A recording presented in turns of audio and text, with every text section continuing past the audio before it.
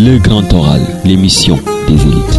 Mesdames, Messieurs, bonjour, bienvenue dans votre émission Le Grand Oral, votre émission qui se passe tous les samedis de 11h à 12h. Aujourd'hui, nous avons le plaisir de recevoir une personnalité très connue ici et d'ailleurs, c'est Cheikh Tidiane Gadio. Bonjour. Bonjour Mamoudou Lamine et merci pour l'invitation. Votre programme est très connu et très respecté par les Sénégalais et donc j'ai accepté d'y participer avec un très grand plaisir. Cheikh Tidiane Gadio est connu, on ne le présente plus, mais on aimerait quand même savoir davantage qui est Cheikh Tidiane Gadio, différemment de la façon dont il est souvent présenté. Cheikh Tidiane Gadio est un inconnu célèbre, hein? C'est-à-dire que vous demandez à beaucoup de Sénégalais s'ils connaissent ce qu'on appelle l'ancien ministre des Affaires étrangères du Sénégal. Ah oui, non, on le connaît du temps de Wade, etc. Et pour certains, ça s'arrête à ça. Et Dieu sait que je m'honore d'un parcours qui démarre un peu vers la fin des années 70, début des années 80. J'étais étudiant à Paris, déjà en licence et en maîtrise, avec des études centrées sur les problèmes de l'Afrique, les problèmes de développement du continent, le panafricanisme. Nous avions créé le groupe Jonction avec d'éminentes personnalités intellectuelles qui sont encore en vie et en action. Et nous avions lancé la Tribune Jonction qui est devenue par la suite Tribune africaine. Encore une fois, nous étions un groupe avec des Algériens, des Djiboutiens, des Camerounais, des Sénégalais, etc., etc. Donc, j'ai grandi un peu dans cette atmosphère et je me suis forgé dans cette atmosphère avec comme livre de chevet L'Afrique doit s'unir de Kwame Nkrumah, Afrique Must Unite, et aussi bien entendu Nation nègre et culture de Cheikh Anta Diop, et plus tard Civilisation et barbarie. C'est un peu ça mon parcours. Et de retour au Sénégal, j'ai enseigné au CESTI et j'avais renoncé à l'action politique, à l'activité politique, et j'ai été très déçu par mon parcours en tant qu'étudiant dans des mouvements politiques de gauche très connus au Sénégal. Et je me suis concentré dans l'action de la société civile. Avec mon ami Alioune Tine et bien d'autres figures connues, nous avons lancé la RADDHO dans mon bureau au CESTI.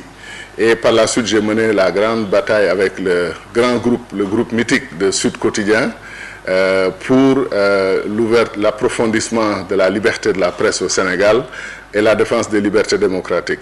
Et après ça, j'ai eu la chance d'aller aux États-Unis faire un PhD et aussi continuer comme président de l'Association des étudiants africains de Ohio State University, continuer mon combat panafricaniste, mon engagement panafricaniste. Et je me suis retrouvé après dans deux grandes institutions. SIT, c'est School for International Training, comme directeur Afrique, ce qui m'a ouvert les portes de l'Afrique australe que je ne connaissais pas très bien. Et ensuite la Banque mondiale, comme directeur du programme World Links for Development, un programme qui faisait la promotion des nouvelles technologies dans l'enseignement, dans la pédagogie. Et j'ai eu la chance donc de connaître aussi un peu mieux le Maroc, la Mauritanie, beaucoup de pays francophones d'Afrique, avant que Maître Abdoulaye Wade, pour qui on s'était engagé dans le FCA, Forum des citoyens pour l'alternance, nous ait demandé de revenir servir mon pays comme ministre des Affaires étrangères. Donc voilà un peu le célèbre inconnu qu'on appelle Cheikh Tidiane Gadio. C'est vrai qu'il y a un côté qui reste inconnu de Cheikh Tidiane Gadio, surtout le côté défenseur des droits de l'homme, parce que vous ne savez pas que vous faites partie des membres fondateurs de la RADDHO, et c'est bien de le savoir. En tout cas, le côté panafricaniste est très connu, et on sait également, à travers ce bref rappel de votre parcours, que votre engagement pour le panafricanisme ne date pas d'aujourd'hui. Nous allons discuter de l'actualité. L'actualité, c'est l'installation de l'Assemblée nationale, la 13e législature dont vous êtes membre, qui s'est déroulée hier. Vous étiez à la salle, il y a eu du bruit, à un moment donné, l'opposition a boudé la salle parce que la majorité s'est retirée pour des concertations. Comment est-ce que vous analysez le climat d'hier? Est-ce que c'était un climat qui peut aujourd'hui donner de l'espoir que cette assemblée, cette 13e législature, va marquer une rupture par rapport à ce qui s'est passé avec la 12e. Ce qui est dommage, c'est que ce qui était attendu par le peuple sénégalais et par tous les observateurs de la vie politique africaine comme un grand événement au Sénégal, effectivement a failli mal tourner par le comportement tout à fait inacceptable, très très discourtois de la fameuse majorité de Benno Bokk Yakaar, qui entrait dans la salle comme tout le monde, et 5 à 10 minutes avant le démarrage des travaux, ils ont pensé acceptable de convoquer par le micro de l'Assemblée nationale, de la salle où on était, un peu agissant comme dans une salle privée qui leur appartenait. Ils ont demandé à tous les membres de Benno Bokk Yakaar de les rejoindre dans une autre salle. Personnellement, j'étais un peu surpris et je me suis dit, ben, écoutez, ça va prendre 5-10 minutes, il faut être tolérant. L'Assemblée nationale, c'est d'abord la tolérance. Et ces amis ont pris presque 2 heures, 1 heure et 45 minutes. Ils nous ont laissés dans la salle sans aucune information. Ça manquait de courtoisie de la part de cette, comme je l'appelle, fameuse majorité, parce que je suis très sérieux sur cette question. On ne peut pas... le système sénégalais, c'est peut-être pas leur faute directement, mais le système sénégalais est unique. Unique, ça veut dire, en langage non seulement injuste, mais très loin de l'équité. C'est-à-dire qu'une majorité qui gagne 49% du vote et qui a 51% des Sénégalais qui n'ont pas voté pour elle, se retrouve avec 125 députés et donne 40 députés, octroie 40 députés au reste. C'est-à-dire à la majorité, à la vraie majorité des gens qui n'ont pas voté pour eux, se retrouvent avec 40 députés, et eux qui ne sont pas majoritaires, ils se retrouvent avec 3 fois les 40 députés octroyés à ce qu'on appelle la minorité. Alors, dans ce genre de situation, il faut de l'humilité, il faut de la correction, il faut de la courtoisie. C'est ça la culture sénégalaise que nous aimons, que nous respectons. Et ça n'a pas été le cas. Je fais partie de ceux qui avaient demandé, avec d'autres collègues des autres groupes, qu'on se retire. Qu'on se retire jusqu'à ce qu'on nous montre plus de considération et de respect, parce que nous ne sommes pas venus à l'Assemblée pour subir justement certains comportements. Et si on veut la rupture, ça ne se fera pas dans les injures, dans le manque de respect, dans le manque de considération. Si on veut la rupture, c'est qu'on doit engager un débat de fond sur l'institution parlementaire. Quelle Assemblée nationale voulons-nous pour la démocratie sénégalaise, pour renforcer notre démocratie? Premier acte fondamental à poser, changer le système de vote au Sénégal, pour que les résultats des élections soient réellement traduits dans la composition de l'Assemblée nationale. La composition actuelle ne traduit pas l'état d'âme, les états d'âme et le jugement et l'esprit des Sénégalais, très honnêtement. Mais nous avons accepté parce que le Sénégal passe avant nous tous. Ce qui m'a désolé, c'est qu'hier j'ai regardé l'Assemblée et je connais des fils et des filles du Sénégal, de grands cadres, de grands patriotes, dévoués à leur peuple et à leur pays, qui ont battu campagne et qui devaient être dans cette salle, et qui ne l'ont pas été à cause du système que nous avons. À cause aussi du déroulement du vote, qui est loin de la transparence, tout le monde l'a reconnu. Ça a été des élections au total calamiteuses, très mal organisées. Ça nous a valu d'ailleurs le changement du ministre en charge des élections, comme une forme de reconnaissance que ces élections n'étaient pas des... changement de personne, mais pas de système en réalité. Mais on est loin du compte d'ailleurs, ne vous en faites pas. Je crois que aussi bien l'opposition que nous, qu'on appelle la troisième voie, malheureusement la troisième voie est faiblement représentée à l'Assemblée, mais quand même nous sommes là et nous avons notre voix et nous savons pas exprimer nos points de vue, et Dieu sait que nous allons le faire. Nous estimons effectivement que ce qui s'est passé n'est peut-être pas un problème de personne. Vous mettez un autre ministre de l'Intérieur et vous lui donnez le même dispositif. C'est ce que les Américains appellent des défauts liés au système, c'est-à-dire c'est des défauts systémiques. C'est le système lui-même qui crée des monstruosités comme ce qu'on a vu la dernière fois. Il faut changer le système. Personne dans un pays démocratique qui se respecte, personne ne peut accepter ou concevoir que le ministre de l'Intérieur soit le membre du bureau politique du parti majoritaire ou du parti qui dirige la majorité, et qu'il puisse être tellement honnête, tellement objectif, tellement qu'il soit juge et parti, et qu'il soit crédible en étant juge et parti. Il va là-bas discuter la stratégie de son parti pour gagner les élections. Après, il change de casquette, il appelle l'opposition pour dire vous êtes tous égaux, vous êtes tous des citoyens sénégalais, égaux devant la loi, je vais être détaché, juste, je ne ferai rien qui puisse vous empêcher, entraver votre action, etc. Et après, on a eu tous les débordements qu'on a eu. Un des grands problèmes qu'il faudra poser d'ailleurs au Sénégal, c'est l'audit financier des élections. Qu'on sache ce que chaque parti impliqué dans les élections a dépensé et la source de ces financements. Il nous a semblé... Les partis politiques, ça pose donc la lancinante question du financement des partis politiques. D'abord le système, le fonctionnement, l'incapacité des différents régimes sénégalais à accepter qu'il y ait une administration neutre qui puisse organiser les élections de façon crédible. En France, aux États-Unis, dans beaucoup de pays, on ne parle plus de fraude électorale, mais vous avez vu maintenant, avec les crises modernes qui sont passées, il paraît maintenant qu'il y a des consultants en fraude électorale qui sont capables de venir dans votre pays et vous dire comment gagner les élections, ou par la voie normale, ou par la voie anormale. Et qui vous montrent, même dans ce qui s'est passé au Kenya, juste par la transmission des résultats des élections, énormément de choses peuvent se passer.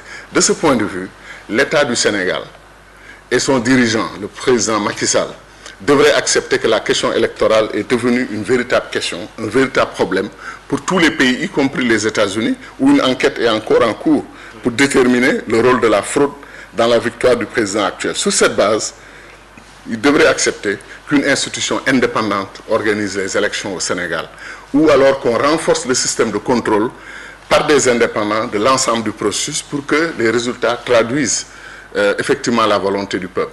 On ne l'a pas eu, on ne l'a pas encore, on se battra pour l'avoir. Et hier à l'Assemblée, à part cet incident, que je l'espère ne se renouvellera plus jamais, nous avons quand même pu avoir une séance assez civilisée, interrompue malheureusement par la très très mauvaise nouvelle de la disparition d'un grand Sénégalais, d'un grand fils de l'Afrique, mon grand frère et ami Djibo Leyti Ka, que Dieu bénisse son âme. Quand nous avons appris l'information, j'étais convaincu qu'on s'était trompé sur le nom de la personne. C'est quand vous êtes choqué par une nouvelle. Et j'ai aimé l'hommage unanime de l'Assemblée nationale pour la perte de ce grand fils du Sénégal. Vous savez, les Sénégalais savent se retrouver autour de l'essentiel, surtout dans des circonstances comme ça.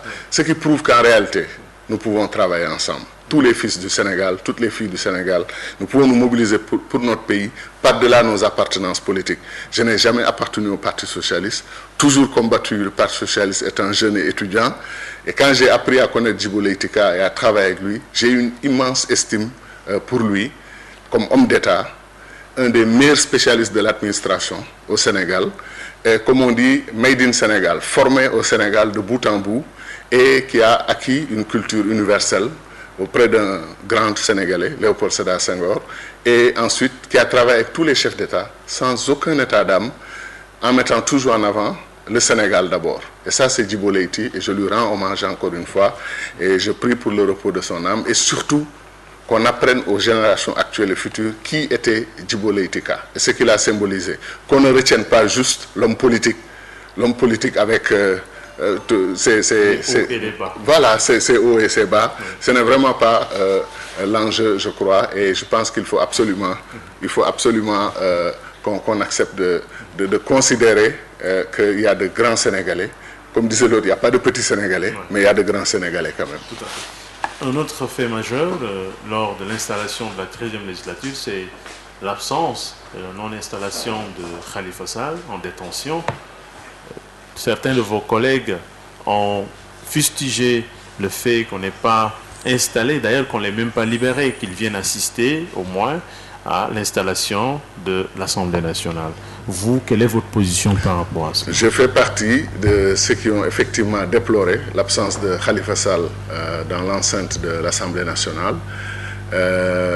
On n'a pas donné la parole à tout le monde et le débat n'était pas autorisé sur la question. Si c'était le cas, j'aurais demandé à prendre la parole pour donner mon avis. Mon avis est plus global que la séance d'hier. J'ai dit et j'ai redit et je le pense. Khalifa Sall n'a aucun intérêt et ne ressemble même pas à ce genre de Sénégalais que si on lui accordait la liberté provisoire, personne n'imagine au Sénégal que Khalifa va se déguiser en femme ou en vieillard, essayer de traverser la frontière de Guinée-Bissau, du Mali ou de la Mauritanie pour fuir le Sénégal. Personne ne l'imagine. Tout le monde sait qu'il sera là à la disposition de la justice. Donc le mettre dans des conditions d'incarcération tellement pénibles et difficiles. Et jusqu'à présent, Khalifa est présumé innocent. Jusqu'à présent, il est présumé innocent. C'est un peu ça notre système. C'est un principe du droit. C'est un principe du droit, ce n'est pas une faveur qui lui est faite. Khalifa est présumé innocent. On ne prend pas un innocent et on l'oublie en prison pendant des mois et des mois. J'ai trouvé ça très très gênant. Et ce que peut-être nos responsables ne savent pas, nos autorités, c'est que le monde entier aujourd'hui est au courant du problème Khalifa Sall. Et quand on pensait au Sénégal, on pensait à ce qu'on appelle l'exception démocratique africaine. Et nos juges, nos magistrats, nos cadres du système judiciaire, ils font la pluie et le beau temps en Afrique. Les gens les adorent et les respectent parce qu'ils sont compétents. Et de ce point de vue, dans notre pays, j'aurais aimé aussi qu'ils appliquent cette compétence à la situation du Sénégal et qu'ils disent le droit. Si Khalifa donnait des preuves que s'il était libéré, il allait fuir le pays, je peux comprendre. Mais tout le monde sait, honnêtement, que personne ne le pense. Donc la place de Khalifa Sall, ce n'est pas à Rebeuss. Sa place, c'est chez lui, au sein de sa famille, de ceux qu'il aime, de ses amis, de ses parents. Nous ne sommes pas du même bord politique, mais j'ai du respect et de la considération pour Khalifa. Et je suis triste, comme beaucoup de Sénégalais, qu'on lui ait imposé une telle situation. Voilà. L'autre actualité, c'est le gouvernement, le remaniement que d'aucuns qualifient tout simplement de réaménagement. Parce qu'il y a des ministres qui sont restés dans le gouvernement et c'est le même Premier ministre qui continue de diriger le gouvernement. Un gouvernement jugé pléthorique avec des ministres conseillers très très nombreux. Aujourd'hui, Cheikh Tidiane Gadio, qui a fait partie pendant presque 10 ans du gouvernement d'Abdoulaye Wade, est-ce un souci d'efficacité ou bien? Alors, si on pouvait retrouver des articles que j'avais écrits, je faisais une chronique à Sud Quotidien qui avait, entre guillemets, une certaine popularité dans les années 97, 98 et 99. Et j'insistais beaucoup sur le fait que je ne pouvais pas comprendre que des pays aussi pauvres que les nôtres, et injustement pauvres d'ailleurs, parce que nous sommes très riches, mais nos dirigeants se sont arrangés pour que nos pays soient très pauvres, parce qu'on est pauvres à cause de notre leadership. Un peu partout dans le continent. Je le dis tout le temps, ce n'est pas nouveau. Et j'ai toujours dit que tenant compte de notre pauvreté relative, n'est-ce pas, entre guillemets, notre pauvreté entre guillemets, comment comprendre que les États-Unis, à l'époque, quand je faisais mon enquête, je ne sais pas si ça a évolué dans plus haut ou plus bas, mais les États-Unis avaient 13 ministres. 13 ministres pour diriger la plus grande puissance économique, militaire, diplomatique du monde. 13 ministres. La plus grande puissance économique dont le PIB est égal, presque égal au PIB de l'ensemble de l'Union européenne, c'est-à-dire de toutes les puissances de l'Union européenne regroupées dans cette entité. Comment comprendre que 13 ministres puissent faire fonctionner l'administration fédérale américaine, la lourde machine fédérale américaine, avec des ministères clés, le département d'État, le ministère du Trésor, des Finances et le ministère de la Défense. Et après, vous avez quelques départements comme l'éducation, les infrastructures qui sont clés. 13 ministres autour d'un Barack Obama, autour d'un George Bush ou autour d'un Clinton ou aujourd'hui Trump. 13 ministres. Et au Sénégal, le président Macky Sall avait promis pas plus de 25 ministres. Aujourd'hui, on est à 39 ministres, 40, parce que le lendemain des 39, on a nommé quelqu'un au PSE. Donc on est à 40 ministres. 41 donc, parce que avec Aomari Kolsek qui siège au Conseil des ministres. Très bien, ça fait donc 41 ministres. En plus maintenant des ministres d'État effectivement qui ont été nommés, en plus de cette fameuse liste qui circule, liste nominative dans les réseaux sociaux, pour dire que le Sénégal est à 83 ministres de facto. Et si vous considérez les ministres qui siègent au Conseil des ministres et les ministres qui ne siègent pas au Conseil mais qui ont le titre et le rang de ministre.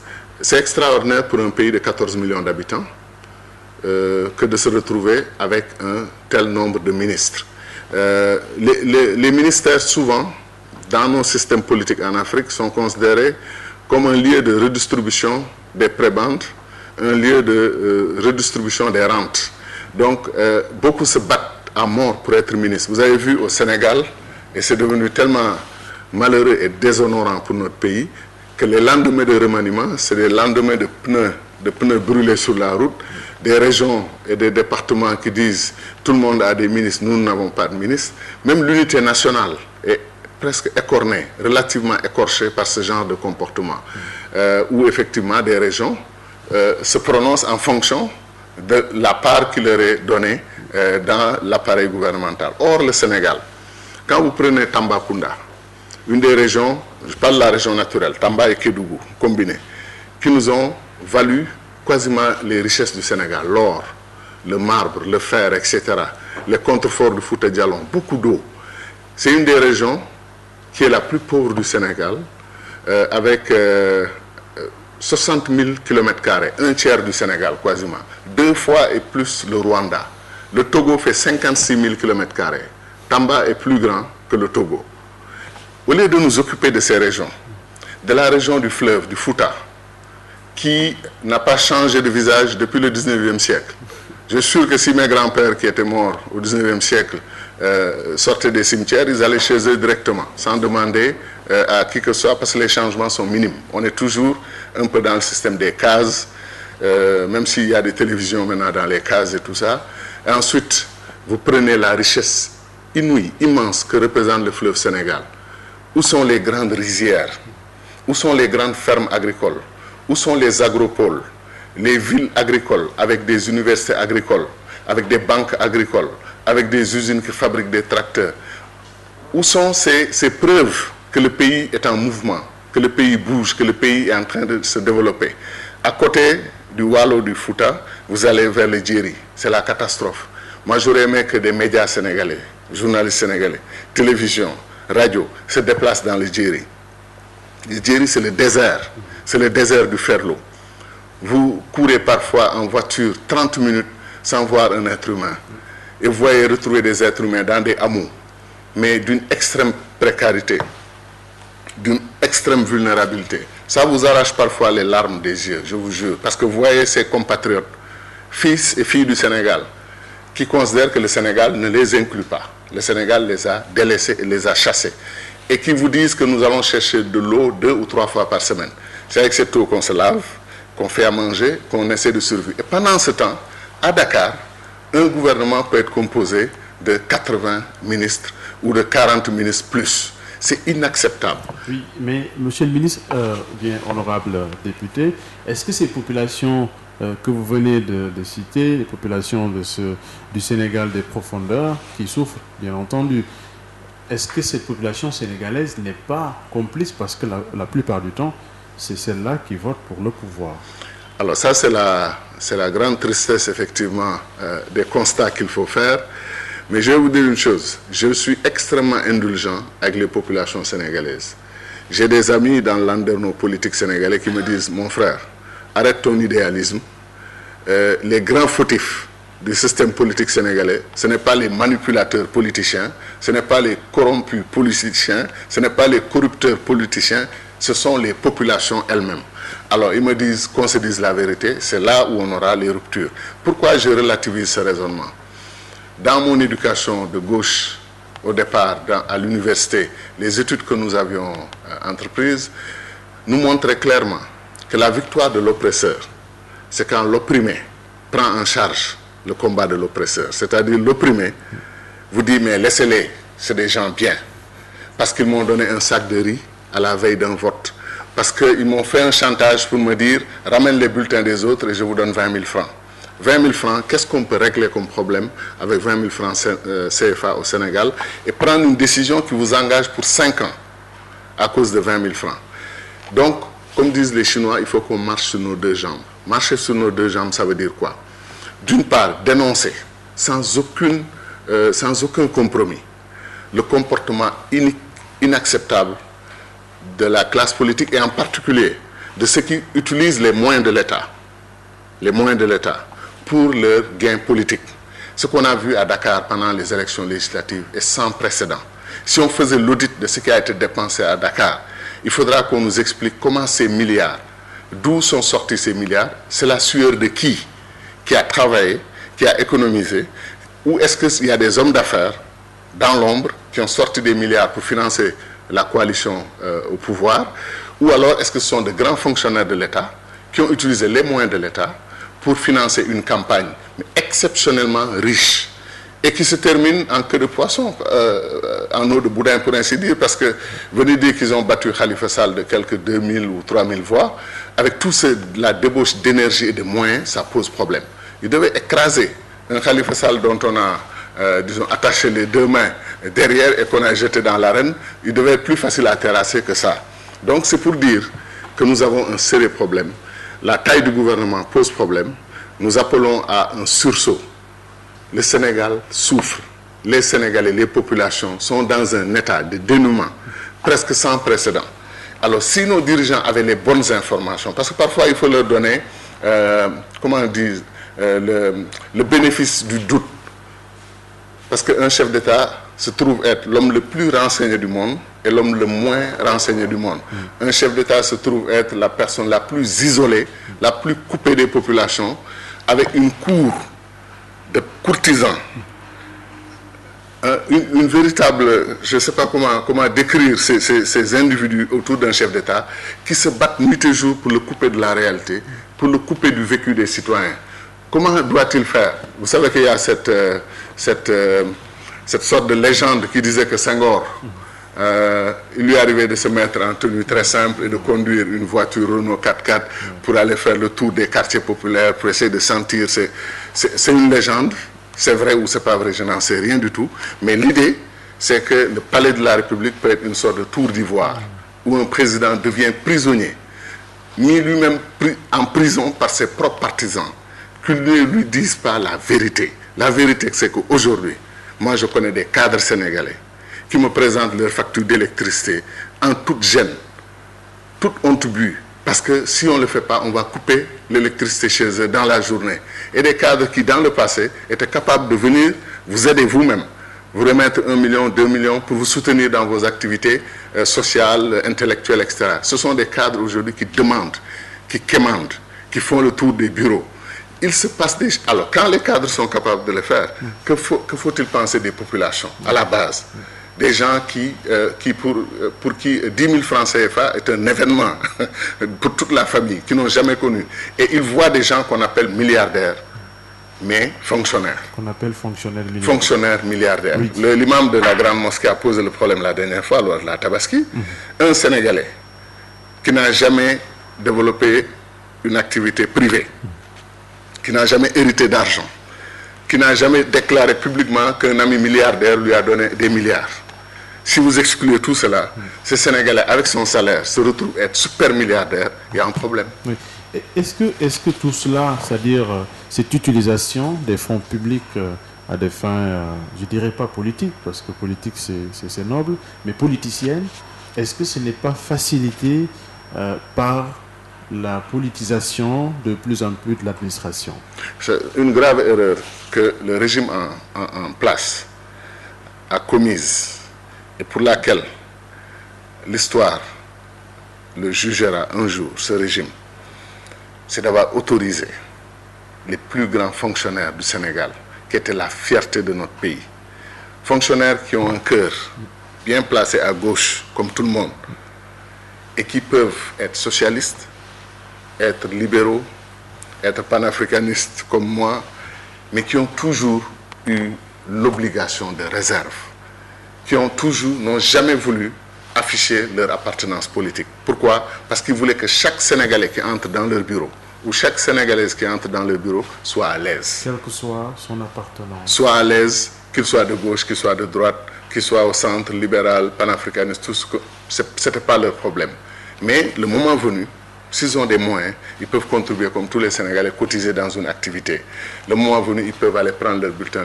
Mais ici, il y a une invitation qui a été faite ouvertement au grand cadre de l'administration, entre guillemets, de descendre sur le terrain. Une injonction même pour certains disent une injonction. Comme je n'étais pas là-bas, je ne sais pas exactement sous quelle forme et avec quel ton ça a été fait. Mais la conséquence, c'est qu'on a vu du sans précédent dans l'histoire du Sénégal. Honnêtement, si je peux lancer un appel à l'autorité qui dirige ce pays aujourd'hui, c'est de lui dire non seulement qu'un mea culpa est urgent, mais une demande expresse faite devant tous les Sénégalais, à tous les cadres de l'administration, de se retirer du bourbier politique dans lequel ils se sont engouffrés ou, disons, jetés. La conséquence étant quoi?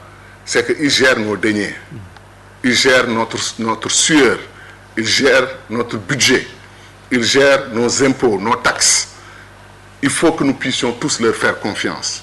Si nous n'avons pas confiance, si nous avons des doutes sur l'utilisation des ressources de notre pays, ce n'est pas bon pour le moral des Sénégalais. Ce n'est pas bon, ça renforce les fractures. Et ce pays est aujourd'hui fracturé en plusieurs camps, malheureusement. S'il y avait que 2 camps, opposition majorité face à face, mais le pays traverse un moment extrêmement difficile. C'est pour ça, d'ailleurs, pour revenir à votre préoccupation par rapport à l'Assemblée nationale, le gouvernement est dans une lancée. Il n'y a que l'Assemblée nationale, en jouant son rôle, qui peut quelque part sauver la situation du pays. En quoi faisant? En acceptant d'être le premier des contre-pouvoirs. Nous espérons que les juges sénégalais, les magistrats sénégalais, ont appris énormément avec leurs collègues kenyans. Eux-mêmes ont donné plusieurs fois des leçons dans l'histoire de l'Afrique. Aujourd'hui, ce n'est pas nous qui donnons des leçons, nous en recevons. Nous espérons que nos magistrats vont méditer l'exemple des Kenyans. Et comme je le dis, je suis tellement fier de la magistrature sénégalaise. Surtout quand je les rencontre à l'extérieur du pays. Ils sont adulés, ils sont respectés, ils sont consultés, ils sont recherchés. Ce talent-là et cette compétence, encore une fois, et cette droiture qu'ils affichent à l'extérieur, je souhaite qu'ils l'affichent chez eux. Qu'aucun pouvoir politique ne puisse leur enlever leur fonction de contre-pouvoir. Les véritables gardiens de la Constitution, je l'ai toujours prôné, c'est la magistrature, c'est particulièrement, je m'excuse, pas la magistrature, je voulais dire l'institution Cour suprême.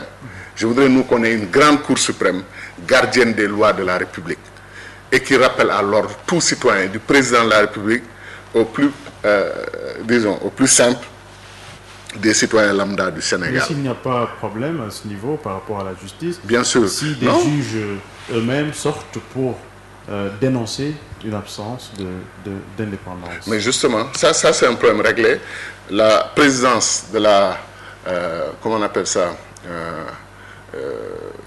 cette institution, cette grande institution judiciaire où le président et le président du Haut Conseil de la magistrature. Il y a Conseil supérieur de la magistrature. Le président, constitutionnellement, le président du Sénégal et le président. Et le ministre de la Justice. Et le ministre de la Justice. Et vous voulez que cette magistrature, cette justice soit indépendante. C'est impensable dans les pays où la séparation des pouvoirs est une bataille permanente. Quelqu'un, je l'ai entendu dire, et je le respecte beaucoup, c'est un frère, la bataille pour la séparation des pouvoirs est dépassée. Elle n'est dépassée que là où elle est d'abord effective, où elle a fait ses preuves, et ensuite, effectivement, la collaboration des institutions l'emporte sur la bataille pour la séparation. Mais dans des pays où l'exécutif est le roi des institutions, décrète et décide tout, nomme, dégomme, fait-les, etc. Droit de vie sur les citoyens, sur tout le monde, c'est inacceptable que de dire que le contrôle des pouvoirs est dépassé. L'autre élément, c'est comme je disais, en attendant que la justice, que nous espérons, connaîtra les mues nécessaires, il faudra que l'Assemblée nationale, malheureusement avec la composition actuelle de 125, et même avec deux députés qui 165. Oui, non, je veux dire 125 députés favorables au régime et 2 qui ont rejoint à la veille pour faire 127. Et si ça continue comme ça, d'ailleurs, parce qu'on ne sait jamais, c'est à la limite, c'est comme si le système cherchait l'unanimité pour le libre exercice de son pouvoir sans aucun contrôle, sans aucun contre-pouvoir. C'est pas utile. C'est pas une forme de maturité démocratique que d'être en roue libre et d'avoir aucune possibilité d'être freiné. L'être humain a des limites structurelles qu'on appelle le fait d'être un être humain. Il n'y a que Dieu qui ne se trompe pas. Donc si un être humain accepte cela, vous devez accepter que d'autres puissent vous dire non, ça c'est pas bon. Ça, il ne faut pas le faire. Ça, ce n'est pas dans l'intérêt du pays. Donc l'Assemblée nationale, on verra. Mais avec 30 et quelques députés qui ne sont pas du pouvoir, je ne vois pas exactement comment ils pourront bâtir ce qu'on appelle une majorité d'idées pour qu'ensemble on défende le Sénégal. Mais si des députés sont là pour dire que moi, c'est le président Macky Sall qui m'a mis sur la liste nationale, donc je suis son député, c'est la catastrophe. Si des députés sont là pour défendre le gouvernement, on n'a jamais vu ça. Vous êtes là pour contrôler l'action du gouvernement.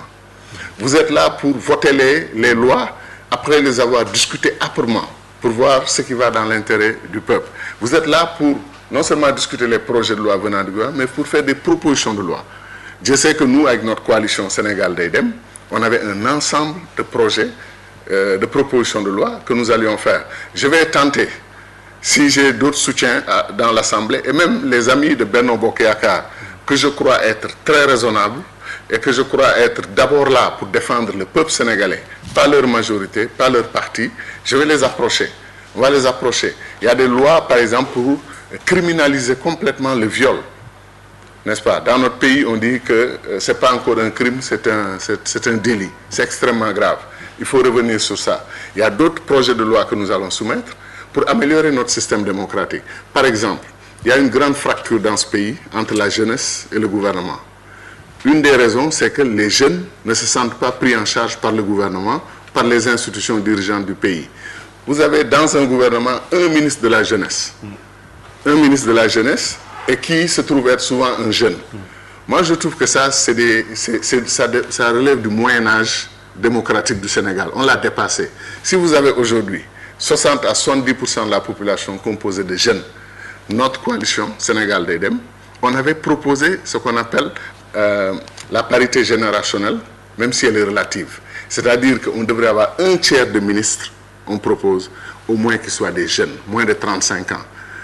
Parce que les gens vont vous dire, mais des jeunes de 25 ans, 26 ans, qu'est-ce qu'ils peuvent faire dans un gouvernement? Mais des adultes de 75 à 85 ans, qui viennent diriger 60 à 70% de jeunes qui ne parlent pas le même langage des adultes qui ne connaissent pas le WhatsApp, ne connaissent pas les Skype, ne connaissent pas les Instagram.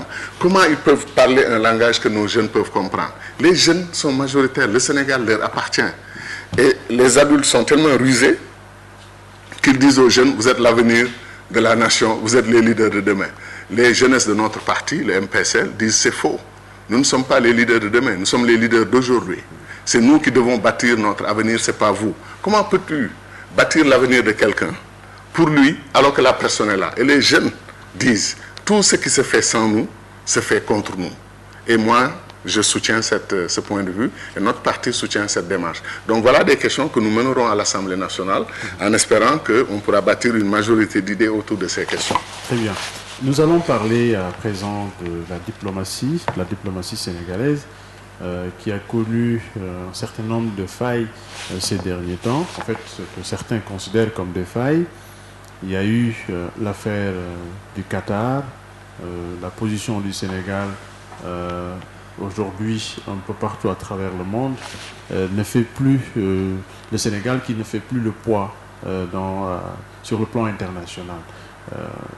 Aujourd'hui, vous étiez ministre des Affaires étrangères du Sénégal et donc on vous considère comme étant l'un des ministres qui ont porté ce ministère au plus haut niveau.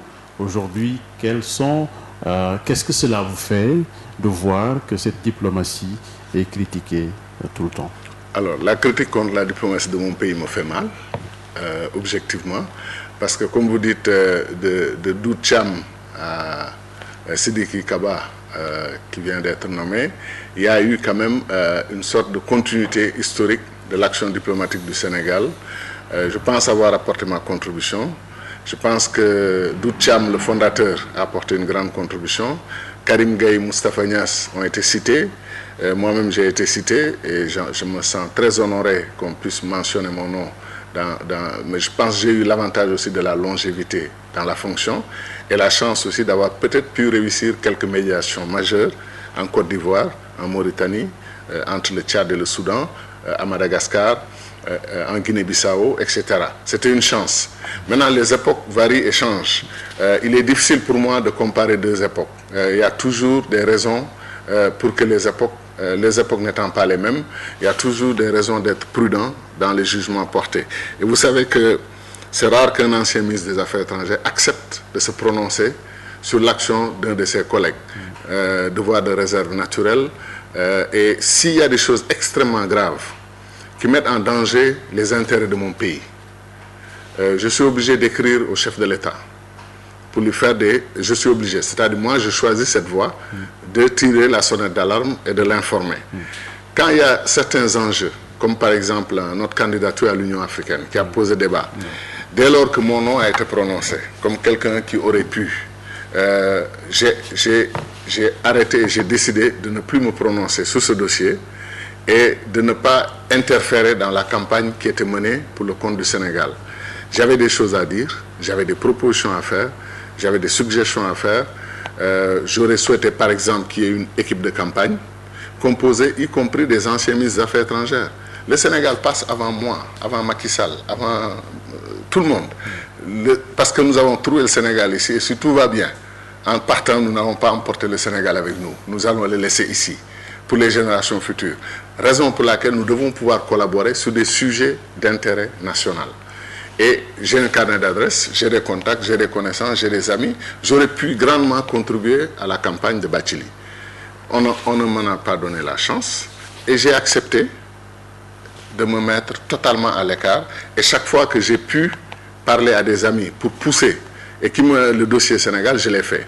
À des amis qui critiquaient le Sénégal, bien entendu, je me suis refusé à les suivre dans la critique. Si j'ai pu les tacler, comme on dit, j'ai essayé de le faire. Mais je savais et j'étais très pessimiste sur la marche globale de notre candidature telle que ça a été globalement organisé. Et je me posais beaucoup de questions. Maintenant, elle pouvait réussir et j'aurais applaudi. Mais ça s'est passé comme ça s'est passé. Il faut tourner la page. Les Sénégalais semblaient pleins d'amertume et ils ont évalué les moyens qui ont été mis et les résultats qui ont été obtenus. Et la personne du candidat elle-même n'était pas tout à fait en jeu parce que beaucoup de Sénégalais respectent le professeur pour vraiment ce qu'il a représenté. Le profil de l'emploi. Pour ce qu'il a représenté pour notre pays. Et pour ce que potentiellement il pouvait faire pour le continent africain. Mais il s'est passé des choses, une conjonction de facteurs qui ont mené au résultat que l'on sait. L'autre problème, c'est que beaucoup se plaignent de nos relations avec nos voisins immédiats. Le Sénégal a toujours eu la particularité d'être admiré, respecté et estimé par ses voisins. Nous avons souvent été le porte-parole de l'Afrique. Nous avons été un pays, comme on dit, une petite grande puissance diplomatique parce que nous n'avons pas les moyens, peut-être, nous ne sommes pas un pays riche, économiquement parlant, pas très bien doté à l'époque. Maintenant, nous commençons apparemment à être bien dotés, Dieu merci, mais notre voix portée parce que nos ressources humaines étaient de qualité. Donc moi, tout ce que je peux souhaiter, c'est que les ruptures nécessaires soient opérées, que notre frère Sidiki Kaba, qui vient d'arriver, que tout le monde lui donne une chance, qu'on le soutienne, que lui aussi soit à l'écoute de ses compatriotes. Vous pensez qu'il a l'étoffe, qu'il a aujourd'hui le profil Moi, je l'ai connu dans ce qu'on appelle la vie internationale. Hein. On s'est connus à Genève, à Paris. Nous avons mené, nous, des campagnes épiques dans la lutte contre la dévolution dynastique dans les années 2011-2012 ici au Sénégal.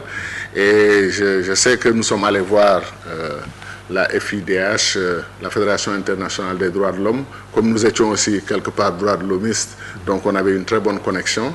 Nous ne pouvons que lui souhaiter, parce qu'en réalité, je ne crois pas que quelqu'un soit né pour être ministre des Affaires étrangères ou ministre de la Défense. On le devient.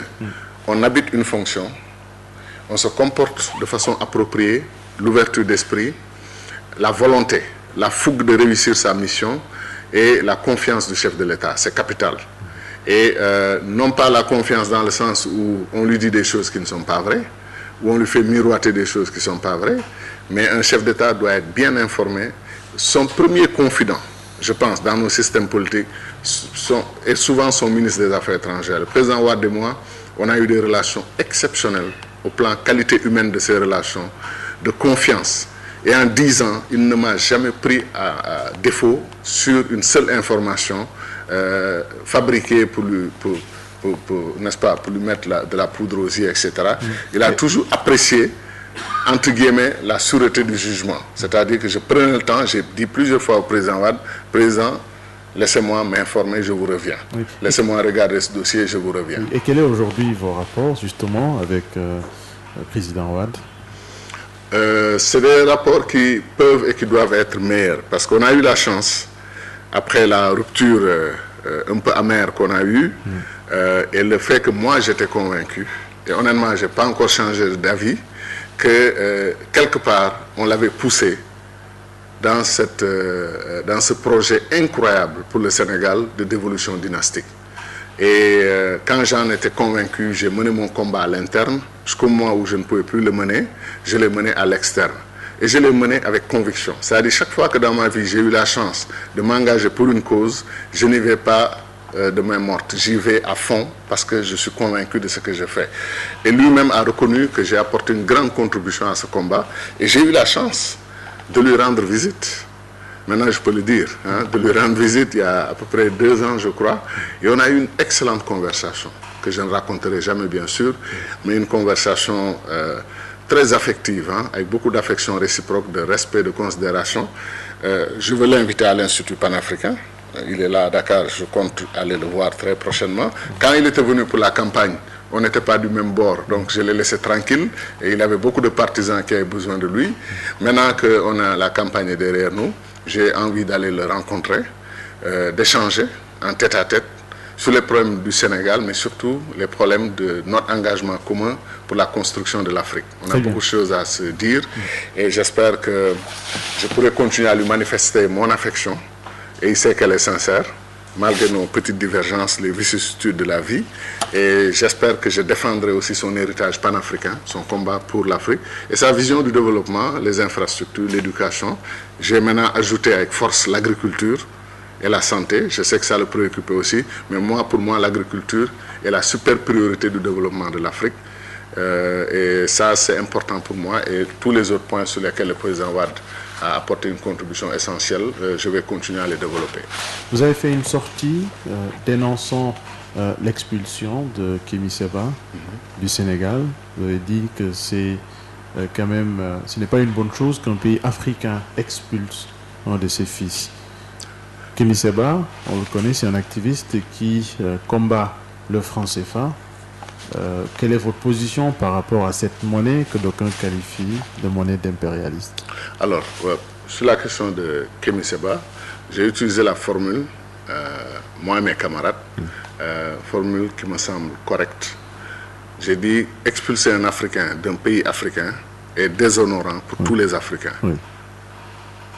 Et personne ne me fera démordre de cette conviction. Expulser un Africain d'un pays africain est déshonorant pour tous les Africains. Et moi, même si cet Africain a une autre nationalité autre qu'africain. Mais la double nationalité existe pour beaucoup de Sénégalais ici présents. Est-ce que si un Sénégalais nous perturbe par son activisme, on va dire, ah écoutez, il est aussi français, on n'a qu'à l'expulser en France? Non, c'est de l'aberration. Et ensuite, honnêtement, quand quelqu'un naît en France, qui hérite du passeport français parce qu'il est né en France, et qui ne se réclame pas de ce pays, il se réclame peut-être plus du Sénégal que de la France. Il a aimé notre pays, il est venu s'installer dans notre pays, il est avec son épouse, ses enfants qu'il veut éduquer au Sénégal. Il est le bienvenu au Sénégal sous ce rapport. Maintenant, son combat.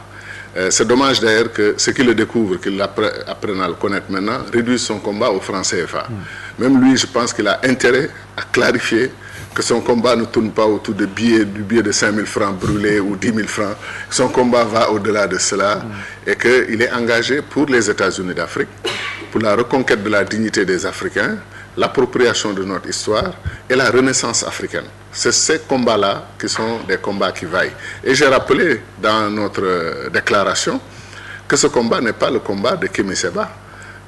Le patron, le véritable père de ce combat s'appelle Kwame Nkrumah, qui en 1963 a interpellé les chefs d'État africains pour la création immédiate, il avait dit, dans les 6 mois, d'une banque centrale africaine, d'une zone monétaire africaine et d'une monnaie commune africaine.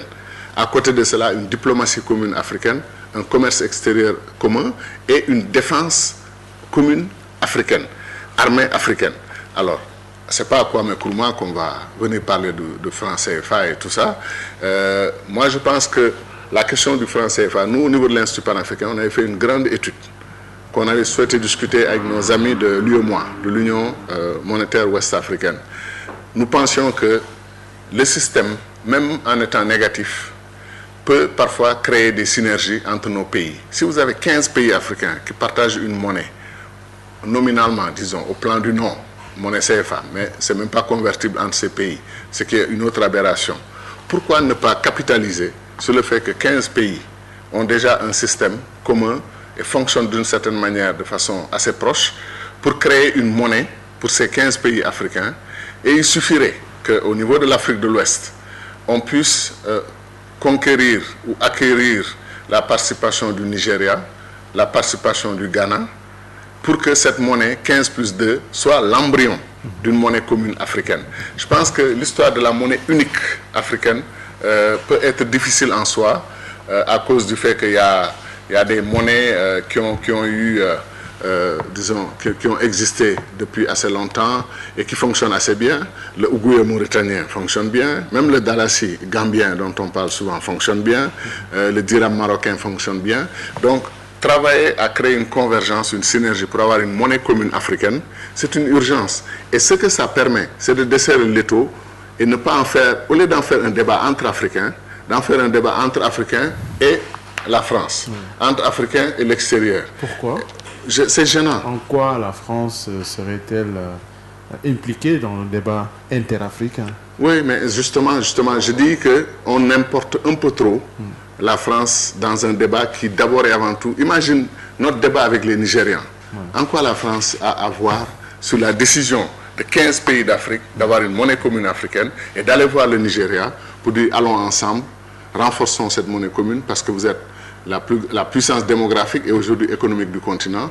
Si on crée une monnaie commune ensemble, on fusionne nos deux monnaies, c'est dans l'intérêt. Ce combat-là me semble porteur, peut-être plus porteur, qu'effectivement il y a des choses qui posent problème. Quand on vous dit que c'est des fonctionnaires de Bercy, du ministère français, des Finances et autres, qui gèrent avec nos dirigeants africains la question de la monnaie africaine, la monnaie CFA, si on vous dit que dans les banques centrales africaines, des fonctionnaires français siègent de plein droit, et certains ont même dit ont le droit de veto, c'est des choses que je n'ai pas vérifiées, mais disons que ça pose problème, même dans la forme, avant de parler du fond.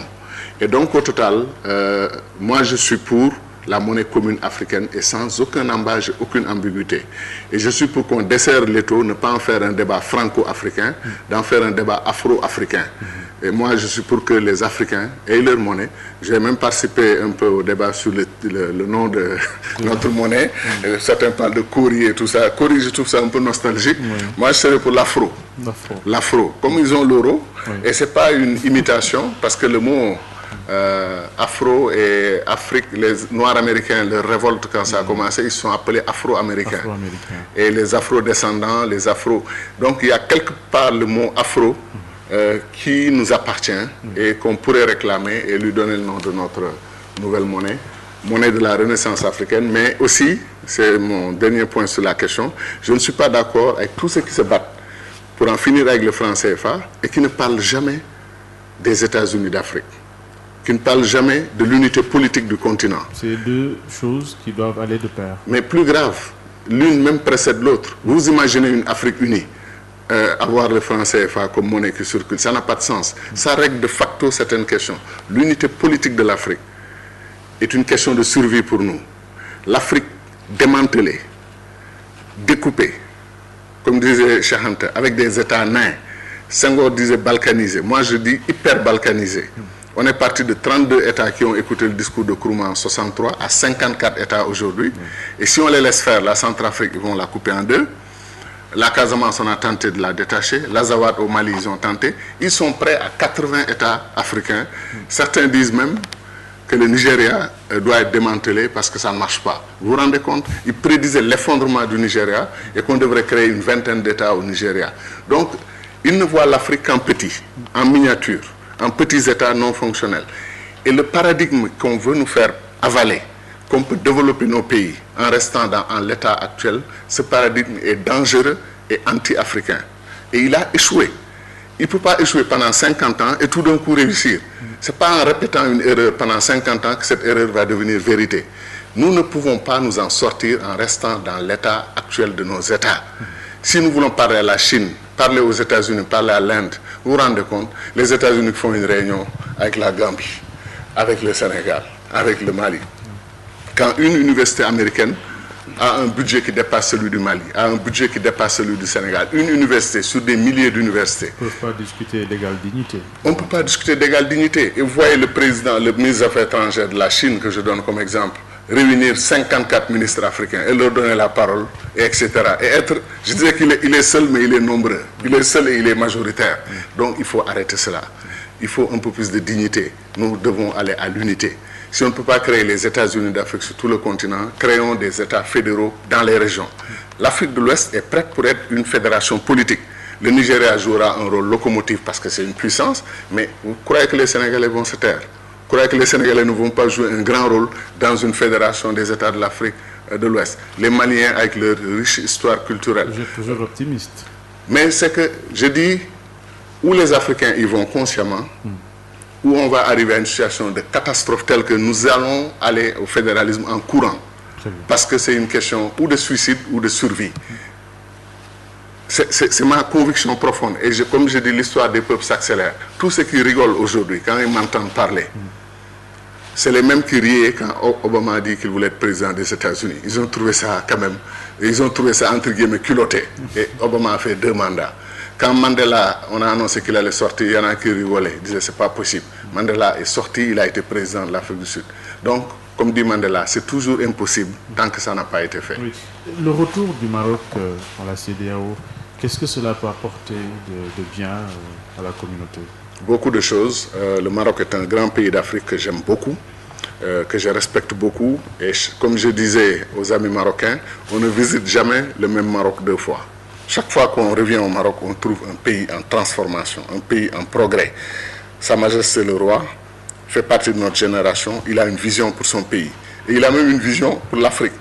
C'est l'un des rares chefs d'État qui se déplace avec un avion plein d'investisseurs, d'hommes d'affaires marocains, pour leur dire « Faites du business avec vos frères africains, investissez ». Alors certains leur reprochent cela et me disent « Mais attends, tes amis marocains, ils occupent tout, ils prennent tout ». Vous savez, je dis que je ne critiquerai jamais un pays africain pour sa réussite. Je critiquerai les pays africains qui ne savent pas, eux, tirer leurs dividendes de ce partenariat. Si le Sénégal a une balance commerciale très déséquilibrée avec le Maroc, je ne critiquerai jamais le Maroc. Je critiquerai mon pays, le Sénégal. Pourquoi vous aussi, vous n'êtes pas aussi agressif, aussi entreprenant? Allez au Maroc, réclamez votre place dans l'économie marocaine. Prenez le maximum possible. Et c'est ça, ma vision d'un Maroc qui rejoint la CEDEAO, qui va apporter son expérience dans les meilleures pratiques en termes de business, qui va apporter son expérience dans les infrastructures. Les infrastructures construites au Maroc coûtent parfois 2 fois ou 3 fois moins cher que ce que nous faisons ici au Sénégal. Les autoroutes marocaines sont payées de façon raisonnable, nos autoroutes ne sont pas payées, les tôles sont extraordinaires, les coûts de construction sont extraordinaires. Est-ce qu'ils prennent moins de commissions au Maroc et ils en prennent un peu plus au Sénégal? Je ne sais pas. Ou est-ce que les Marocains sont plus libres de choisir les entreprises avec lesquelles ils veulent travailler, qui sont vraiment les mieux disantes? Est-ce qu'ils ont plus de liberté que nous? Est-ce qu'ils sont plus patriotes que nous? Il y a autant de questions qu'on se pose sur la gouvernance de ces infrastructures, de ce système de développement que le Maroc met en place, et la CEDEAO ne peut qu'en bénéficier. Maintenant, je dis aux Marocains, aux amis marocains, si on vous ouvre les portes, vous foncez. Concevez que vous allez nous rencontrer sur le chemin en train de foncer vers le Maroc pour profiter du marché marocain. Et les grands débats vont venir. Le passeport commun, la monnaie commune, le projet de monnaie commune, comment le Maroc va se préparer à tout ça. Est-ce qu'il faut une phase de transition? Mais en tout cas, je dis bienvenue au Maroc dans la CEDEAO. Le G5 Sahel, qui comment dirais-je, regroupe le Mali, le Niger, la Mauritanie, entre autres, mais avec l'absence du Sénégal dans la lutte contre le terrorisme. Pourquoi le Sénégal est écarté de ce groupe, ou bien c'est le Sénégal qui ne veut pas faire partie de ce groupe? Je crois qu'au départ, on a été écarté. Il faut dire les choses honnêtement. On n'a pas été invité à la réunion fondatrice du G5 Sahel, ce qui était une grave erreur. Je l'ai dit, je n'ai aucun titre particulier pour qu'on m'écoute ou qu'on m'entende, mais je l'ai dit en tant que patriote sénégalais et africain. Ce n'était pas une bonne chose qu'un pays qui a une expertise militaire de très haut niveau, saluée à travers le monde, qu'on puisse lancer un projet aussi important que le G5 du Sahel à l'exclusion du Sénégal. Maintenant, je dis qu'il faut rectifier le tir. C'est encore possible. C'est dans l'intérêt du Sénégal comme c'est dans l'intérêt des pays du G5 Sahel. S'il y avait un reflux de toutes les forces négatives qu'ils combattent vers le Sénégal, demain, eux tous seront obligés de venir contribuer au Sénégal à éradiquer ces forces négatives. Ma proposition, elle vaut ce qu'elle vaut parce qu'elle vient d'un citoyen africain et sénégalais, donc elle ne sera peut-être pas écoutée, mais dans le cadre de mon travail avec mes amis de l'Institut panafricain de stratégie, nous enfonçons cette idée, nous la défendons. Le G5 doit passer du G5 au G5 plus 5. Pourquoi G5 plus 5? Parce que si le Sénégal essaie d'entrer tout seul, il faudrait que ça devienne le G6 ou le G5 plus 1. Mais si on rectifie, il faut tout rectifier, toutes les erreurs de départ. Le G5 ne devait pas se faire sans l'Algérie, la seule puissance régionale africaine qui a vaincu le terrorisme, qui a connu une guerre civile, 150 000 morts. Et l'Algérie a triomphé, stabilisé son pays, on s'en réjouit. La seule puissance régionale africaine, le Maroc, qui a un des systèmes de renseignement et d'intelligence les plus avancés du continent et qui déjoue des attentats terroristes presque chaque jour. On a besoin de l'expérience du Maroc dans le cadre du G5 Sahel. Le Nigeria, le Nord Nigeria, le Nord Cameroun, on en a absolument besoin. Le Cameroun est une puissance régionale. Le Nigeria est la plus grande puissance africaine. Rien qu'avec son PIB, le Nigeria peut contribuer au financement du G5 Sahel. Parce qu'aujourd'hui, encore une fois, le débat se pose. Nous voulons des solutions africaines aux problèmes africains, mais nous allons à l'Union européenne pour demander l'argent pour financer les solutions africaines. Ça pose problème. Quelqu'un qui te donne l'argent pour tes solutions donnera aussi son point de vue, n'est-ce pas? Donc, si vous ajoutez l'Algérie, le Maroc, le Cameroun, le Nigeria, vous ajoutez le Sénégal. Le Sénégal apporte une expertise, une intelligence militaire de telle qualité que nous aurions une force extraordinaire. Et nous avons défendu depuis longtemps la théorie des forces spéciales africaines pour prendre en charge le combat contre le terrorisme. Chaque fois qu'on nous attaque, la question c'est quelle est la prochaine victime. Au lieu de dire, mais comment riposter à l'attaque? Comment prendre en charge cette attaque pour que ça ne se reproduise plus? Notre problème c'est quel est le pauvre pays qui sera la prochaine victime des attaques terroristes. Ce n'est pas comme ça qu'on va combattre et éradiquer le terrorisme dans le Sahel. Très bien, nous sommes arrivés au terme de cette émission. Votre dernier mot? Féliciter cette initiative qu'on appelle FEM-FM. Les femmes avaient besoin de disposer d'un médium comme celui-là. C'est dommage que dans nos pays, on ne comprenne pas encore cette belle phrase de quelqu'un qui disait « Les femmes représentent la moitié du ciel, elles doivent conquérir la moitié de la terre ». On ne peut pas développer le Sénégal sans sa jeunesse, qui compte entre 60 et 70% de la population, en mettant des personnes âgées pour diriger des jeunes. Il y a toujours un malentendu. Et on ne peut pas exclure les femmes qui, objectivement, sont la force productive numéro 1 de nos pays. Si vous voyez les femmes dans la banlieue se lever à 4 heures du matin et être dans les ports, les plages du Sénégal, faire de l'artisanat, courir à gauche et à droite, et ensuite courir à la maison avant une certaine heure pour pouvoir nourrir les enfants, les laver, s'en occuper, les préparer pour l'école. On est dans une situation où notre pays et nos pays en général ne rendent pas hommage aux femmes, à leur immense contribution. Et aujourd'hui, elles sont de même niveau intellectuel, parfois même supérieur à beaucoup d'hommes de ce pays. Il faut qu'elles prennent toute leur place. Et la parité doit être un combat pour tous les citoyens sénégalais. C'est important que tous les Sénégalais soient tirés vers le haut, qu'aucun Sénégalais ne soit tiré vers le bas. Et donc cette radio, je lui souhaite bonne chance, prêt encore à contribuer à travailler avec vous pour le développement de cette radio. Et vous, les hommes qui travaillez dans cette radio, je vous félicite.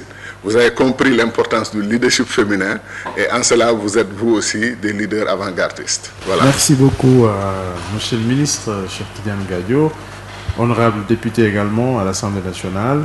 Merci de votre disponibilité et d'avoir accepté notre invitation dans cette émission Le Grand Oral. Mesdames, Messieurs, chers auditeurs, c'est ici que s'arrête aujourd'hui votre émission. Rendez-vous samedi prochain. Merci. Le Grand Oral, l'émission des élites.